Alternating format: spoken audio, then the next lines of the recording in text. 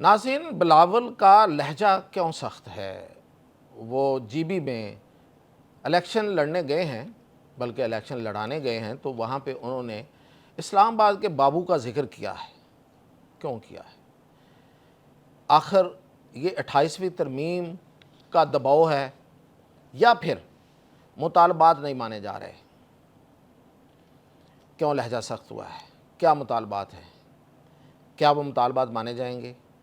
یہ اس وقت سب سے اہم چیز ہے جو زیر بحث ہے۔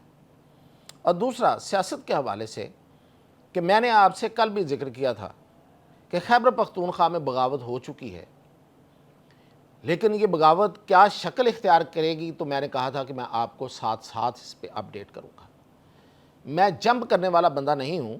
بہت سے لوگ ہیں جو جمپ کر کے کوئی نہ کوئی نتیجہ نکال کے پہلے بیٹھے ہوتے ہیں کہ یہ ہوگا، اگر ہو جائے تو وائے بلی، نہ ہو تو کہہ دیا کہ بس جی وہ درمیان میں چینج ہو گیا تھا، یا وہی منہ لے کے دوبارہ بیٹھ گئے، اس پہ کوئی بات ہی نہ کی۔ تو ایسا نہیں ہے، میں آپ کو وہی ساتھ ساتھ بتاؤں گا جو ہے میاں طاہر۔ دیکھیں، خیبر پختونخوا سے آتے ہیں۔ خیبر پختونخوا میں سہیل افریدی، میں نے آپ کو جیسے پہلے بتایا تھا کہ اس کے خلاف بغاوت موجود ہے۔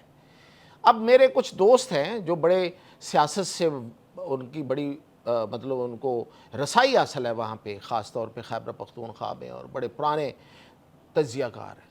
وہ آج مجھ سے تقریباً جھگڑ رہے تھے، مجھے کہہ رہے تھے کہ بتائیں کون سا بندہ ہے جو بغاوت کر کے بیٹھا ہوا ہے۔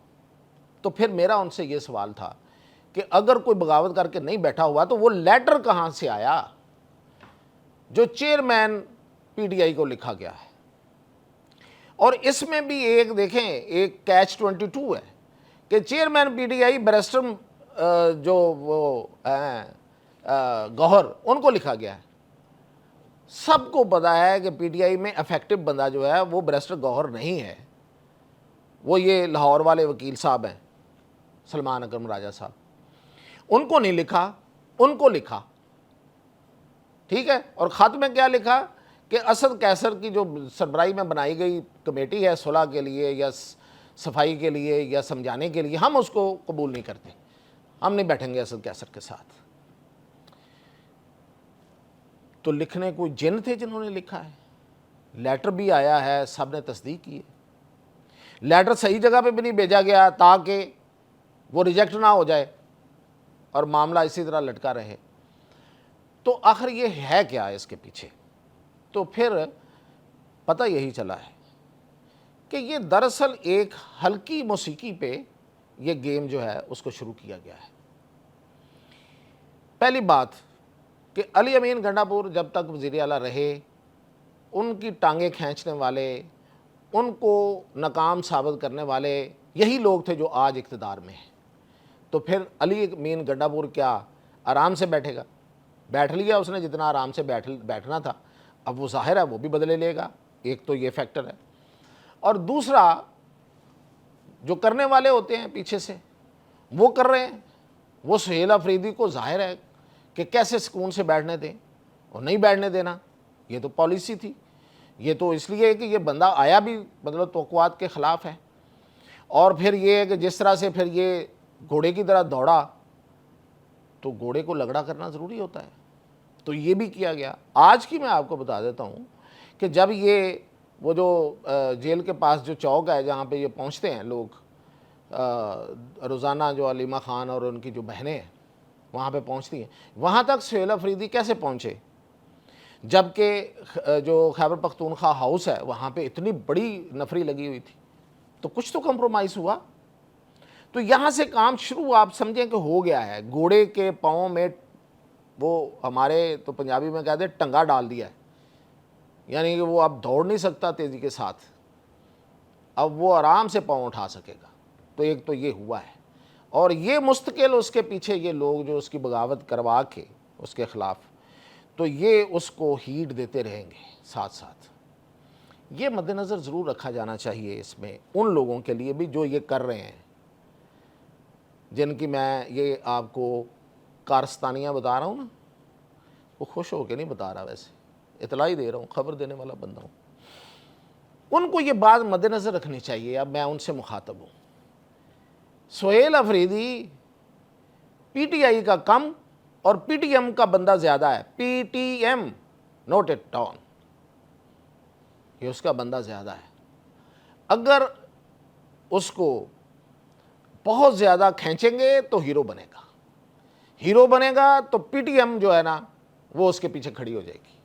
اور آپ کو یہ پتہ ہونا چاہیے جن سے میں مخاطب ہوں کہ عمران خان کی یہ بہت بڑی خواہش رہی ہے کہ پی ٹی ایم کا نوجوان وہ انکیش کر لے, یعنی کہ نوجوان چارجڈ نوجوان ہے, غصے سے بھرا ہوا ہے, اس کو وہ اپنے ساتھ ملا لے. بڑی دیر سے اس کی کوشش رہی ہے.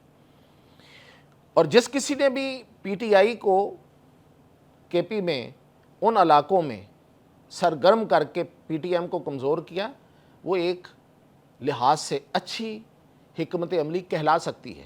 اب اس کے رزلٹس آئیں گے, مزید وہ چلے گی نہیں چلے گی, تو پھر یہ اس کو کہا جاتا ہے نا, اگر کوئی پالیسی آپ چلا کے اس کو کنٹینیو نہیں کر سکتے, ختم ہو جائے گی درمیان میں, تو پھر وہ کامیاب پالیسی تو نہیں ہوگی. لیکن اب اگر اس گھوڑے کو آپ وہ جو سلو کرنے کی بجائے, مجھے وہ اردو میں پتہ نہیں چل رہا کہ میں آپ کو کیا بتاؤں, کہ وہ جو رسہ ڈال دیتے ہیں دو ٹانگوں کے درمیان, پنجابی میں اسے ٹنگا کہتے ہیں, اگر آپ ٹنگا ڈالنے کے علاوہ اس کا پاؤں جو ہے یا اس کی جو ٹانگ ہے وہ زخمی کریں گے, اس کو لنگڑا کریں گے, تو یہ ہیرو ہوگا. یہ ہیرو ہوگا تو پی ٹی ایم کی طرف جائے گا. اور پی ٹی ایم تو کسی کے بارے میں نہیں ہے.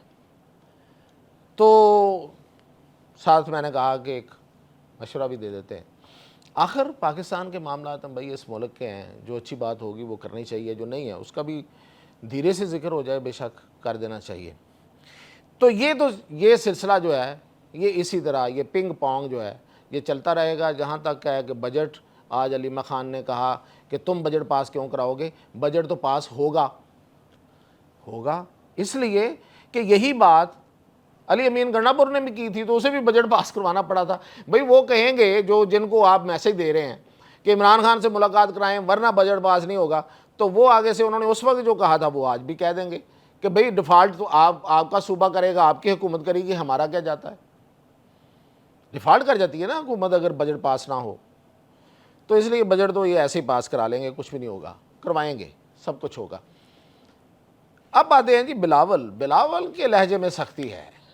نون لیگ کو ایک ان کا حریف ہے, وہ حریف کبھی حلیف ہوتے ہیں کبھی حریف ہوتے ہیں, تو وہ ویسے حلیف تو مجبوری کے تحت ہیں.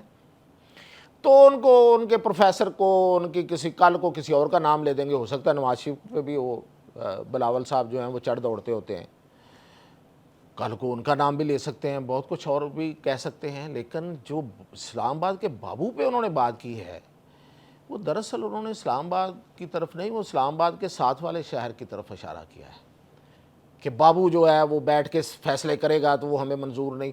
کون سا بیوروکریٹ فیصلے کرتا ہے یار, ہم سب کو پتہ ہے اصل میں وہ کس کو کہہ رہے ہیں. تو اس کی وجہ یہ ہے کہ 28ویں ترمیم کا دباؤ بہت ہے, اور اس کے نتیجے میں جو مانگا گیا وہ تھی جی بی کی میں حکومت اور آزاد کشمیر میں حکومت.